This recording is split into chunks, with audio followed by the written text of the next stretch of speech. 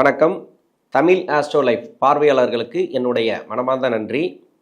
குரு வக்கர நிவர்த்தி கடந்த 2025 நவம்பர் மாதத்திலிருந்து எதிர்பார்த்த மாதிரி தசாபுத்தி ரீதியாக கெடுபலன்களை கொடுத்துருக்கிறார், நல்ல பலன்களை கொடுத்துருக்கிறார்.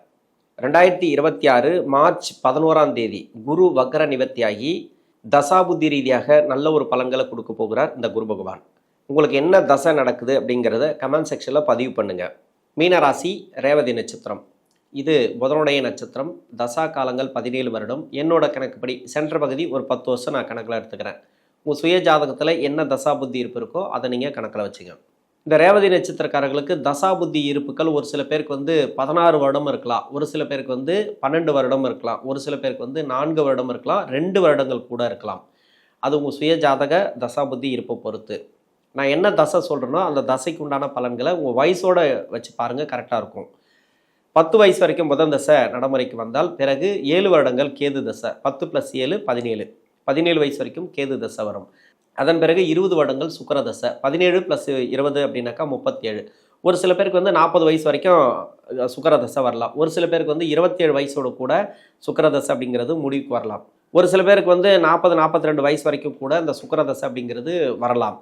அதே ஒரு சில பேருக்கு 30 வயசோடு கூட அந்த சுக்கிர தசை அப்படிங்கிறது முடிவுக்கு வரலாம். உங்கள் சுயஜாதக தசாபுத்தி இருப்பை பொறுத்து. இப்போ சுக்கிர தசை நடக்குது படிக்கிற காலகட்டத்தில் ராசிக்கு 4ஆம் இடத்துல குரு வக்கர நிவர்த்தி ஆகிறார். இந்த குரு வக்கர நிவர்த்தி ஆகக்கூடிய காலத்தில் இதுக்கு முன்னாடி, அதாவது ரேவதி நட்சத்திரக்காரர்களுக்கு நிறைய ப்ராப்ளத்தை கொடுத்துருக்கலாம். அதாவது குருவோடைய நட்சத்திரத்தில் சனி பகவான் இருக்கும்போது, அதாவது 2024 எண்டுக்கு பிறகு 25 ஃபுல்லாகவே யாராருக்கெல்லாம் வேலை ரீதியாக ப்ராப்ளம் வந்ததோ, படிப்பு ரீதியாக ப்ராப்ளம் வந்ததோ, யாராருக்கெல்லாம் மனசளவில் ப்ராப்ளம் வந்ததோ, ஏதோ நீங்கள் முயற்சி பண்ணுறது எல்லாமே நீங்கள் இருக்கிற இடத்த பொறுத்து என்னென்னலாம் பிரச்சனைகளை நீங்கள் சந்திச்சிங்களோ அதுலேருந்து இப்போ விடுதலை. ஏன்னா இந்த புரட்டாதி நட்சத்திரத்திலேருந்து சனி பகவான் இப்போ உத்திரட்டாதிக்கு வந்துட்டார்.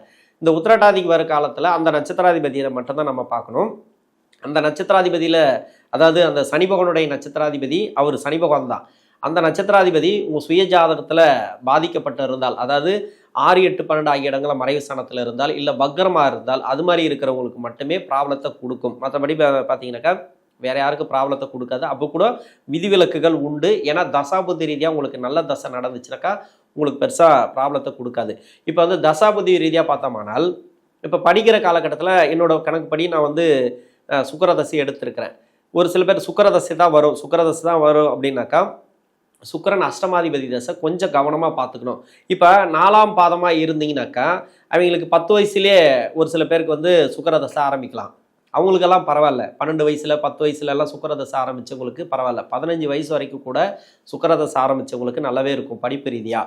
16, 17 வயசில் உங்களுக்கு சுக்கிரதசை ஆரம்பிக்குதுனாக்கா அவங்க தான் ரொம்ப கவனமாக இருக்கணும். அதனால தான் இந்த ரேவதி நட்சத்திரத்துக்கு சென்டர் பகுதியில் நான் 10 வருஷம் நான் தசாபுத்தி இருப்புக்கெல்லாம் நான் எடுத்துருக்கிறேன் என்னோட கணக்குப்படி.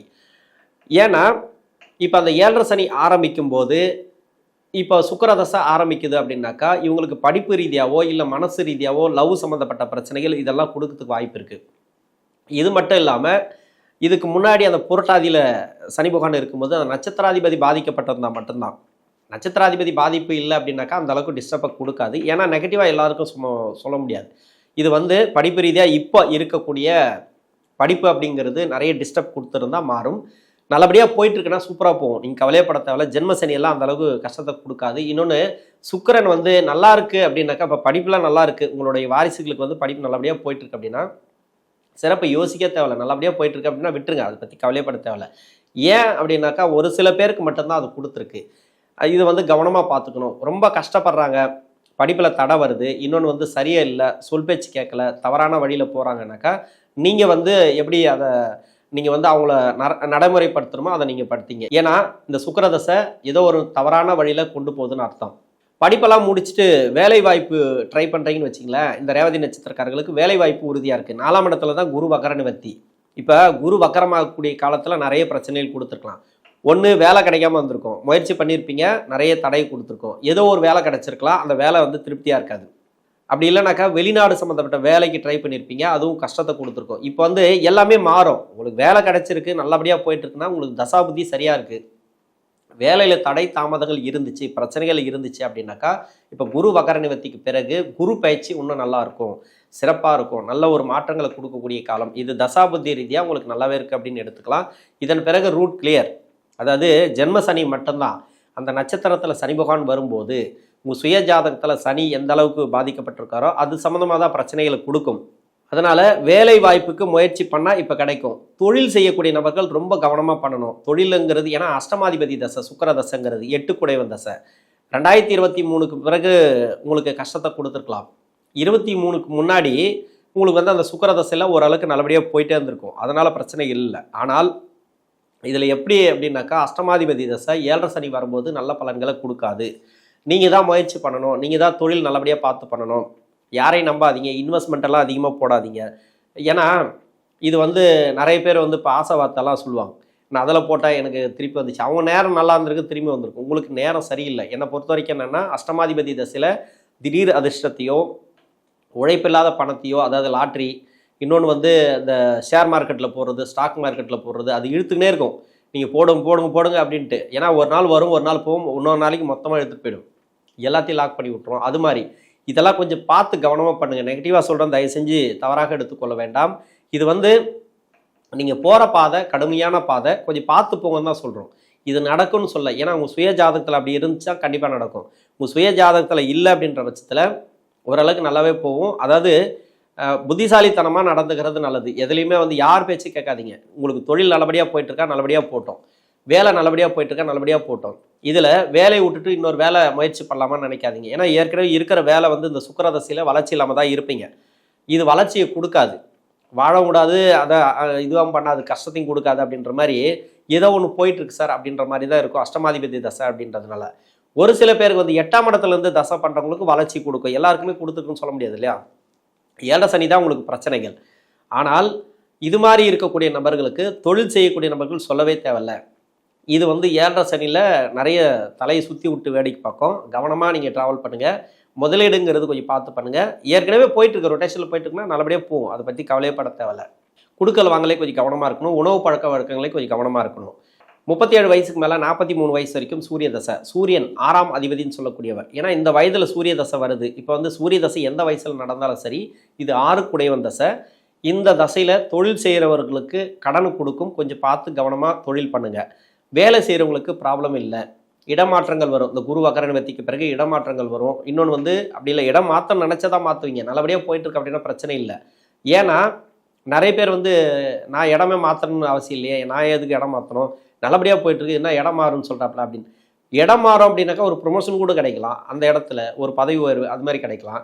இது வந்து கவர்மெண்ட்டில் இருந்தாலும் சரி, தனியார் துறையில் இருந்தாலும் சரி, நல்ல மாற்றங்கள்.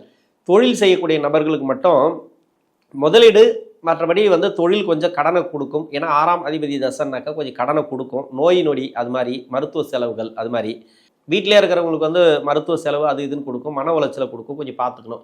மன அமைதியாக வச்சுக்கோங்க.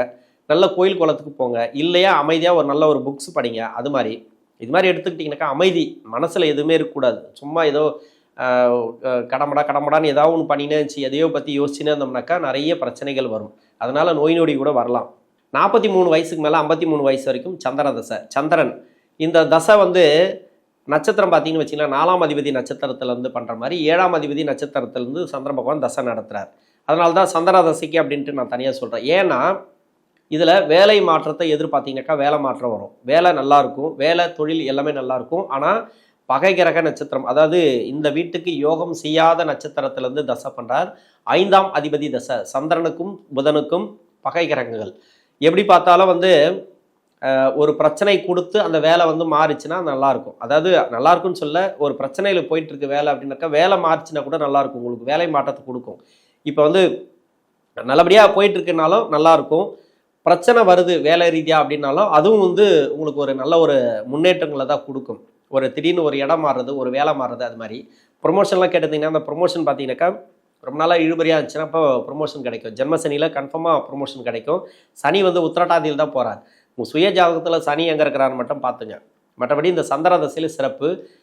குடும்ப வாழ்க்கை நல்லாயிருக்கும், பொருளாதார முன்னேற்றங்கள் உண்டு, வீடு கட்டுறது, ப்ராப்பர்ட்டி சேர்க்கை, இது மாதிரி நிறைய நல்ல பலன்களை இந்த காலகட்டங்களில் பார்க்கலாம். மன அழுத்தம் கன்ஃபார்மாக இருக்கும் இந்த சந்திர தசையில். அதாவது யாரோ போட்டு அழுத்தின மாதிரி ஏதோ ஒரு பிரச்சனைகள், ஏதோ ஒன்று உள்ளே போட்டு ஏதாவது ஒரு ப்ரெஷரை ஏற்றிப்பீங்க. அதனால் நல்ல ஒரு கோயில் குளத்துக்கு போங்க, மன அமைதியாக வச்சுங்க போதும். சந்திர தசையில் உங்களுக்கு நல்லாவே இருக்கும். 53 வயசுக்கு மேலே 60 வயசு வரைக்கும் செவ்வாய் தசை. செவ்வாய் இந்த ராசிக்கு வந்து 2ஆம் அதிபதி, பாக்கியஸ்தானாதிபதி, சிறப்பு. வீடு கட்டுறது, ப்ராப்பர்ட்டி சேர்க்கை, நீங்கள் வந்து சொத்து சம்மந்தமான பிரச்சனைகள் இருந்தாலும் சரி, இல்லை குடும்ப வாழ்க்கையில் ப்ராப்ளம் இருந்தாலும் சரி, சால்வ் ஆகக்கூடிய வாய்ப்பு இருக்குது. நல்ல ஒரு முன்னேற்றங்கள் இந்த டைமில். வேலையில் இருக்கிறீங்கன்னா வேலை வளர்ச்சி, அதாவது செவ்வாதசை எந்த வயசில் இருந்தாலும் சரி, வேலையில் அந்த அளவுக்கு வளர்ச்சிகளை கொடுக்கும். பொருளாதார முன்னேற்றங்களை கொடுக்கும். நீங்கள் அதாவது 4ஆம் இடத்துல தான் குரு வக்கர நிவர்த்தி ஆகிறார். அடுத்து வந்து 5ஆம் இடத்துக்கு போகிறார். அருமையான டைம். இப்போ வந்து 7.5 சனியில் எந்த அளவுக்கு கஷ்டப்பட்டுருக்கிறீங்களோ அதுலேருந்து ரிலீஃப் உங்களுக்கு இந்த செவ்வாதசையில் இருக்கிறவங்களுக்கு. 60 வயசுக்கு மேலே 78 வயசு வரைக்கும் ராகு தசை. ராகு இந்த ரேவதி நட்சத்திரக்காரர்களுக்கு ராகு ஒரு சில பேருக்கு வந்து பாடாப்படுத்திட்டு வரும், இந்த சனியோட வீட்டில் இருக்கிறவங்களுக்கு. இன்னொன்று வந்து இந்த ராசிக்கு பகை கிரகம் சொல்லக்கூடிய சுக்கிரனோட வீட்டில் இருக்கிறவங்களுக்கு சொல்லவே தேவையில்லை. அதாவது ரிஷபத்தில் இருந்தாலும் சரி, இல்லை துளாராசியில் இருந்தாலும் சரி, அங்கே இருக்கிறவங்களுக்கு அந்த இடத்துல இருந்து தசை பண்ணுறவங்களுக்கு ரொம்ப பிரச்சனைகளை நிறைய அனுபவிச்சுட்டு வருவீங்க. இவங்கெல்லாம் ஓரளவுக்கு நீங்கள் தொழில் பார்த்து பண்ணுங்கள். இது மட்டும் இல்லாமல் புதனோட வீட்டில் இருந்தால் கூட நிறைய கஷ்டங்களை அனுபவிச்சுட்டு வருவீங்க. இவங்க கொஞ்சம் பார்த்து தொழில் பண்ணுங்கள். தொழிலுக்கு மட்டும்தான் நான் நெகட்டிவாக சொல்கிறேன். ஏன்னா வேலை வாய்ப்பெல்லாம் ஒரு இடமாற்றம் அது மாதிரி வந்துட்டு ஓரளவுக்கு பரவாயில்ல, அப்படியே போகும். ஏன்னா அந்த வேலை அப்படிங்கிறது நீங்கள் மாற்றணும்னு நினைப்பீங்க, மாற்ற முடியாமல் இருக்கும். இல்லை ப்ரொமோஷன் எதிர்பார்ப்பீங்க, ப்ரொமோஷன் கிடைக்காம இருக்கும். இதெல்லாம் பரவாயில்ல. ஓரளவுக்கு எனக்கு தெரிஞ்சு இப்போ 4ஆம் இடத்துல குரு வக்கர நிவர்த்தி ஆகிறாருனாக்கா அதுக்குண்டான பலனை கன்ஃபார்மாக கொடுப்பார். 5க்கு அதாவது இப்போ பயிற்சி ஆகிறான்னு வச்சுக்கலாம், அந்த பயிற்சிக்கு முன்னாடியே ஒரு நல்ல ஒரு மாற்றங்கள் இந்த காலகட்டங்களில் உண்டு. இது வந்து சிறப்பான ஏற்றங்கள் அப்படின்னு சொல்லலாம். அருமையான உங்களுக்கு டைம். அதாவது சுக்கிரனோட வீட்டில் இருந்தால் கூட புதிய முயற்சிகளை தவிர்ப்பது நல்லது. பெருசாக இன்வெஸ்ட்மெண்ட் பண்ணுறதோ அடுத்தவங்களை நம்பி பண்ணுறது இதெல்லாம் வேண்டாம். உடல்நிலையை கண்டிப்பாக பார்த்துக்கணும் இந்த டைமில். உணவு பழக்க வழக்கங்களை கொஞ்சம் கவனமாக இருங்க. இன்னொன்று வந்து பார்த்தீங்கன்னாக்கா அந்த கடன் பிரச்சனை, அதாவது கொடுக்கல் வாங்கல், அதெல்லாம் பரவாயில்ல. இதுக்கு முன்னாடி ஏதாவது பணம் வரணும்னா இப்போ வரும். இது மாதிரி கடன் பிரச்சனை தீர்றது, வீடு கட்டுறது, ப்ராப்பர்ட்டி சேர்க்கை, இது மாதிரி பாசிட்டிவாக நிறைய பலன்களை இந்த காலகட்டங்களில் பார்க்கலாம். 78 வயசுக்கு மேலே 94 வயசு வரைக்கும் குரு தசை. இது வந்து கடைசியில் வரக்கூடிய குரு தசை. எந்த வயசில் குரு தசை வந்தாலும் சரி உங்களுக்கு அருமையான மாற்றங்கள். கிட்டத்தட்ட பார்த்தீங்கன்னாக்கா குரு வந்து 4ஆம் இடத்துல வக்கரமாக இது வரைக்கும் ஒரு சில பேருக்கு வந்து 24 உடல்நல தொந்தரவுகளை கொடுத்துருக்கலாம். இல்லை கடன் பிரச்சனை தொழிலில் இருந்தால், நோய் நொடி பிரச்சனைகள், இது மாதிரி 6 சம்மந்தப்பட்டது ஏதோ ஒன்று கொடுத்துருக்கலாம். இவர் வந்து ராசியாதிபதி தான், இல்லைன்னு சொல்லலை. இன்னொன்று 10ஆம் அதிபதினு சொல்லக்கூடியவர். அந்த சனி பகவான் வந்து 2024 எண்டில் இந்த குரு பகவானுடைய நட்சத்திரத்தில் போகும்போது குரு உங்கள் ஜாதகத்தில் பாதிக்கப்பட்டிருந்தால், அதாவது இப்போ கோச்சாரத்தில் வக்கரமாக இருக்கார், 4ஆம் இடத்துல இருக்கார், அதை கொடுப்பார் எது கொடுப்பாருன்னா கூட 7.5 சனி வரும்போது உங்கள் சுய ஜாதகத்தை பார்த்து அந்த ஜாதகத்தில் மறைவு சாணத்தில் இருந்துச்சுனாக்கா அந்த கெடுபலங்கள் கன்ஃபார்மாக உண்டு.